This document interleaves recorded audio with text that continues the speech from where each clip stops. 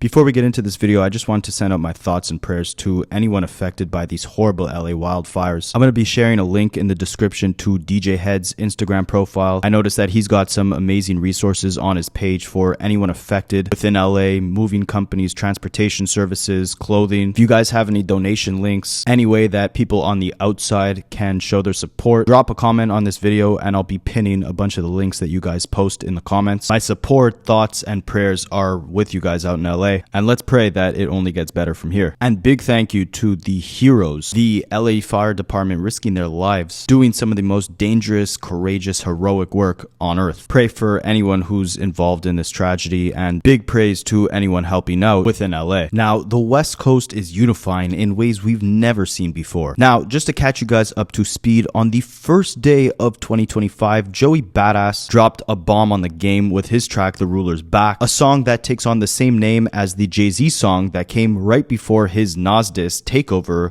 on the track list of his album The Blueprint. So just to give you guys a little glimpse into the type of timing that Joey was on right at the start of the new year, he was out for blood, okay? And he didn't just take the title from a Jay-Z record, he also interpolated a Jay-Z bar from the record 22 Twos, where Jay-Z rapped too much West Coast D-licking. Jay spit this bar back in 1996 when the West Coast was running hip-hop. Everyone from Dr. Dre, Ice Cube, of course Tupac, Snoop Dogg. Jay-Z wanted some of that buzz for himself, and in 2025, almost 20 years later, Joey Badass was on the same type of energy, same type of time, but this time it was in response to the love and unification, if that's a word, that Kendrick brought to the West Coast after his legendary W to Drake in their rap battle. Kendrick has done nothing but put on for his city, featuring a bunch of underground West Coast artists on his album GNX, basically organizing a whole show in devotion to LA talent. The Christmas parade, the pop-out show, there's been a lot of West Coast love, and Joey was tired of it, so he also came on this track saying too much West Coast D-licking, while simultaneously declaring himself the King of New York, a title that Kendrick Lamar tried to take back in 2013 on his Control verse. Now, Joey has been feeling overlooked for a long time. On his most recent album, 2000, he declared that the big three is him, Kendrick, and J. Cole. He was one of the few rappers that actually recorded a response to Kendrick's Control verse, questioning why he wasn't mentioned in it, and to this day, although he's not consistently active within hip-hop, he still questions why people fail to mention him amongst the greats. Now, Joey is a great rapper, don't get it twisted for a second, but he might have just barked up the wrong tree and got a little bit more than he was bargaining for, because there's been a vile amount of responses in just the first 8 days alone since this track was released and the new year kicked off. So if he was upset about the West Coast unifying before this, then I think he underestimated how much the other side actually rides for one another, because he's received dozens of responses from West Coast artists, TDE artists, all showing their unity with Kendrick and popping out to show Joey why all this West Coast D-licking is warranted. Now, we're going to break down each of these responses to Joey Badman, and you guys let me know in the comments which one you think is the best. So we're going to start with the most recent and the most ruthless one I've heard, which comes from a West Coast artist by the name of Ladies Love Guapo from the duo Coyote. His response is titled Top 5. So Guapo starts the song off asking you guys who is in your top 5, because he's ready to go at him. Who the fuck your top 5? Point them out. Bow, bow, bow, bow, bow. Cross them out. And those sound like similar machine gun ad-libs that you've often heard West Side Gun or Conway the Machine spit out. And Guapo is declaring that he is the GOAT right now. You know who the best is from Cali down to Texas? I'm hungry as a motherfucker. Better tuck your necklace. Guapo declares that this record is revenge, but not necessarily a diss. Now it's revenge of the spit. I'm really better, that's a fact. That's not even a diss. And what I find interesting is that it's probably unrelated, but Joey Badass has a song called The Revenge, where he's talking about being overlooked, a common theme in his career, and fighting for that top position. He rapped, "Heard they was sleeping, again, say it no more. This is a rude awakening, kick in the door. Back and I'm better than ever before. Don't get it mistaken, I'm ready for war." And Guapo on this response is on that same type of time. And even though it's not a diss, if someone feels these bars are aimed at them, then so be it. If the shoe fits, wear it, you bitch.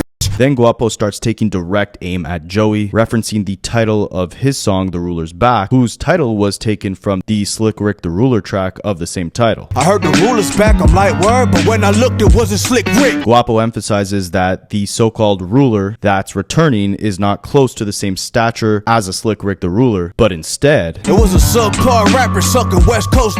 Then he calls Joey out directly by name in the most ruthless way I've heard a West Coast artist refer to him as thus far. Some chick named Joey, I guess that she's a badass bitch. Then Guapo states the absolute obvious, because not even a week after Joey dropped this track, we can see that the West Coast obviously does not take kindly to being mentioned in any capacity other than in the utmost respect. This the West Coast, we ain't ducking nothing around here. Then he warns Joey of what's to come in the future if he continues poking the West Coast bear, because if Joey's upset at the West Coast delicking in 2024, it's only gonna get worse for him in 2025. If you mad now, you really gonna be pissed off all year. Guapo then emphasizes that this is just the beginning of what's to come, and if the United States is the land of the free, the West Coast is the land of the brokenhearted. Cause we just getting started, the land of the brokenhearted. And it's not just in the spirit of the city. LA will break the heart of any rapper that tries to go against it, at least according to Guapo. LA is like a cemetery to your favorite artist. Guapo urges Joey to keep poking at him. So go ahead, keep poking on the California grizzly. And while Joey claimed that there was too much West Coast delicking, Guapo claims that they're eating tacos while Joey is the one licking glizzies. Where I'm from, we eating tacos. It makes sense you sucking glizzy. Guapo ends his track off by letting Joey know that the second he throws any form of shots or disrespect at Kendrick or the West Coast in general,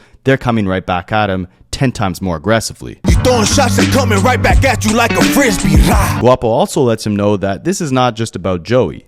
Anybody could get it. LA versus everybody. And while Guapo definitely came with the most aggressive energy, delivering the most ruthless bars against Joey out of any West Coast artist that has responded to him thus far, the best response thus far, in my opinion, has come from Daylyt, who's a close associate of Punch, the co-founder of Kendrick's former record label Top Dawg Entertainment. And Daylyt, for those of you who don't know, is a legendary battle rapper and MC in general. I had him as one of my top 5 favorite features of last year for his performance on J. Cole's song Pie. I also had J. Cole as one of my favorite features of last year on Daylyt's song A Plate of Collard Greens. Daylyt's gearing up to drop a full-length album, so it's the perfect time for him to come for the crown, and he's no stranger to the lyrical smoke. In fact, he spends most of his response reflecting on his accomplishments within New York on the battle rap scene, and regardless of his allegiance to LA, he shows a lot of love to the West Coast. I like how all these rappers who have dropped response tracks also accompany them with music videos, and Daylyt starts his music video off with the skyline of New York. He also throws in a visual of Joe Budden, another East Coast rapper who, before he was a podcaster, actually had a solid career as a battle rapper as well. And Daylyt starts the track off letting him know that his mom asked him to take it lightly on Joey, but that his bars are about to go right through him. Mama said be nice to him. My demeanor going right through him. Daylyt references 3 East Coast legends, Max B, Stack Bundles, and Capital Steez. Capital Steez being a childhood friend of Joey and a founder of Joey's legendary rap collective Pro Era. And Daylyt references all 3 of these East Coast icons with some slick wordplay rapping. We overstacking though, Steez on my arm, we came for capital. And just like Joey, who interpolated a Jay-Z bar, taking that line when Jay-Z rapped too much West Coast delicking and flipping it to fit the narrative of 2024, Daylyt also flips a Jay-Z bar where Jay rapped, "I was born in the city where the skinny guys die, born in the city where the skinny guys ride. As a skinny guy, I had beef with high size." Daylyt flips that and raps, "I'm from the era where the scary guys sit back." I'm from the era where the scary niggas sit back. But he continues rapping, "But this is rap, so who's controlling me?" Possibly a reference to the control verse from Kendrick that got Joey heated way back in 2013. And Daylyt continues by showing love to the East Coast, claiming that he runs on West Coast time, but he's still out in Brooklyn doing his thing. My clock's at the western time, but I'm in Brooklyn with the best of the dimes. Then Daylyt makes a bold claim in that he's not just the best in his own city, but all that talk Joey did about being the king of New York, Daylyt claims he's one of the best in Joey's own city. Like shorty, I'm one of the best in your city. He backs that claim up by emphasizing that throughout his legendary run in the battle rap scene, he's left a lot of East Coast rappers out to rest, while also showing footage of his battle raps as he raps the following bars. I made a lot of niggas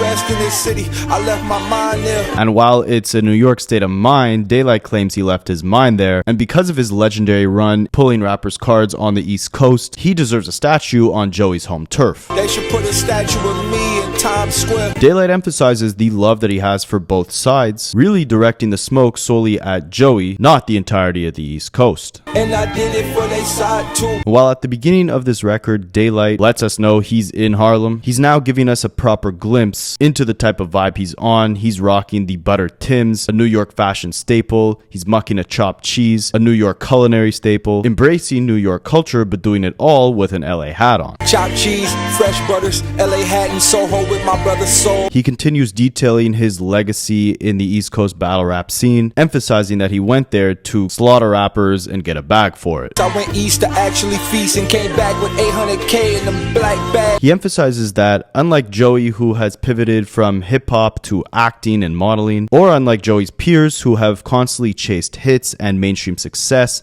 Daylyt has achieved financial freedom through his skills as a battle rapper. I bought my first mansion with a battle check. Then he comes in with the best bar, taking aim at Joey but doing it in a very polite way as his mother requested, letting you know he's not the average Joe, possibly like Joey, but putting respect on Joey's name by actually muting it instead of flat out calling Joey average. I told you niggas I am not the average.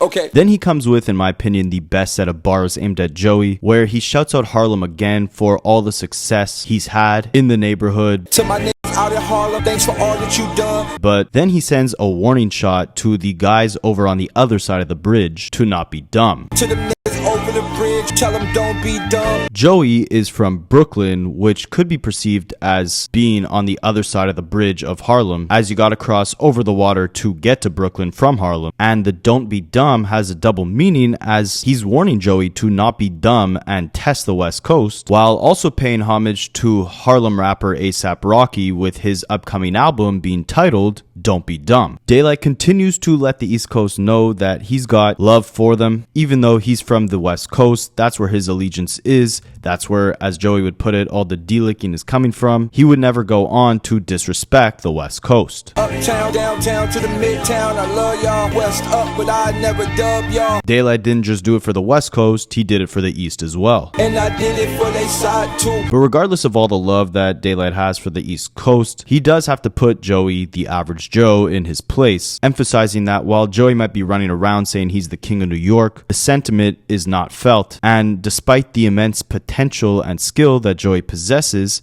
he had years to prove he truly was the king of New York. He had years to put on for his city the same way Kendrick did in 2024 for the West Coast. But despite all his potential, Joey failed to deliver a legacy, a collection of projects that would truly merit him the title as the King of New York. You boys had years to show you the best clear. And he emphasizes that while Joey had all this time to prove that he's the best, that title instead went to the people in Joey's freshman class, because Joey came up around the same time as the J. Coles, the Kendricks, the A$AP Rockies, Big Crits, even Drake, Wale. He dropped a classic mixtape with 1999 in the year 2012, but failed to live up to the quality of that project with future releases, and as a result, was never able to achieve that top position. Instead, it went to the peers of his freshman class. And as Daylyt raps this, he shows visuals very quickly of Drake, J. Cole, and Kendrick to let Joey know that that crown went to his peers and not him. Now it's people in your class that they consider your peers. Daylyt gives us a slick double entendre, again referencing the bridge between Harlem and Brooklyn, or possibly the bridge, the gap between Joey and his peers who accomplished much bigger things like J. Cole, Drake, and Kendrick, rapping that it must be the bridge that's making these guys showboat. Showboat, aside from being a boat swimming across the river under a bridge, is also a reference to a person who tries to attract attention by conspicuous behavior. Similar to Joey 6 months after the beef ended, at the height of the new year, rapping about too much West Coast D-licking and being the king of New York, even though he hasn't released an album in years. A bold claim like that seemingly being summed up as attention-seeking behavior by Daylyt. Must be the bridge that's making these niggas showboat. Daylyt then lets Joey know that they're on completely different timing. While Joey is worried about accolades and attention, Daylyt is not concerned with the industry gimmicks or superficial statistics like first week sales. First week sales mean nothing to the flow go. Regardless of Daylyt's presence within mainstream hip-hop, he emphasizes again that he's received immense success and riches off of pure rapping. 5 years later, 2 diamonds off pure rhyming. Daylyt lets you know that he's achieved all the success without chasing trends, without making drill records, which has been the most prominent sound within New York over the last few years, whether it's Pop Smoke,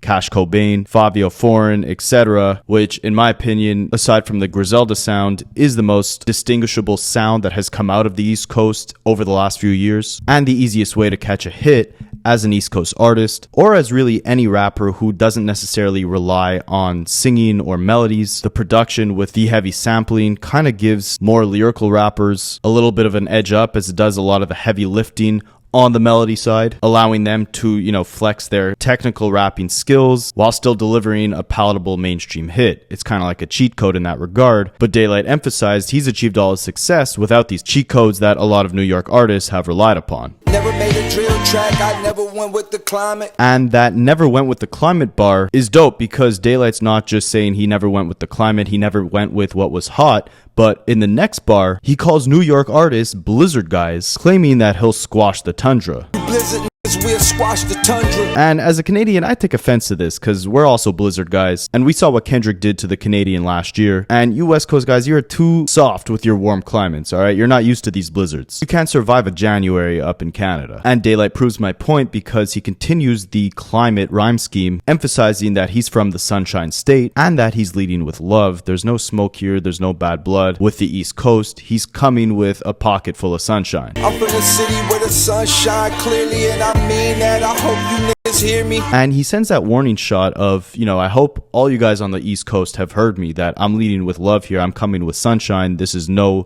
meet the grams energy. But if Joey and the rest of the East Coast choose not to play fairly, then if you don't, then it's a dearly departed off of some that y'all started. And Daylyt continues the climate bars, emphasizing he's cool with the East Coast, just like their temperature, but the feeling's still eerie. Eerie being a double entendre, as feeling eerie is feeling uneasy or feeling that something mysterious is about to happen, but also a reference to Lake Erie, which is on the border of New York. Yeah, we cool, but the feeling's still eerie. Crazy wordplay within this record, and Daylyt concludes the track off, the music video off, with the music cutting down, the visuals fading to black, and the words, "not the end," printed on the screen, letting Joey know that, again, the feeling is eerie. If something were to pop off, this is not the end. Daylyt is ready to take things to that next level. And it seems like the TDE camp in general is ready to take things to that next level, because TDE's newest signee, Ray Vaughn, picked up right where Daylyt left off, dropping a response to Joey the day after Daylyt dropped his response. And let's just say Ray Vaughn's response was a lot more direct. Ray Vaughn, who hails from Long Beach, California, defends his home turf relentlessly, rapping over his fellow West Coast and TDE label-mate Kendrick Lamar's song, The Heart Part 6, where he ironically is detailing his come-up with TDE, but Ray uses the instrumental to let the world know where he's from and assassinate Joey's character. He starts the track off, immediately letting Joey know that if he's trying to disrespect the West Coast, he should know that he's up against some monsters. It's monsters where I'm from, you stuck if you trying to go there. Ray is not a fan of the sneak dissing Joey was doing, rapping what's with the sneak dissing, taking shots and then hiding the Uzi, and he chalks up Joey sneak dissing, all the complaining Joey does about being overlooked, the bold move of calling out the entire West Coast. He chalks it up to Joey being insecure about the only bad man people recognizing within the culture is Lil Boosie. Cause the only badass the world was recognizing is Boozy. He then lets Joey know that he should stick to shooting movies because this lyrical warfare is not what he wants.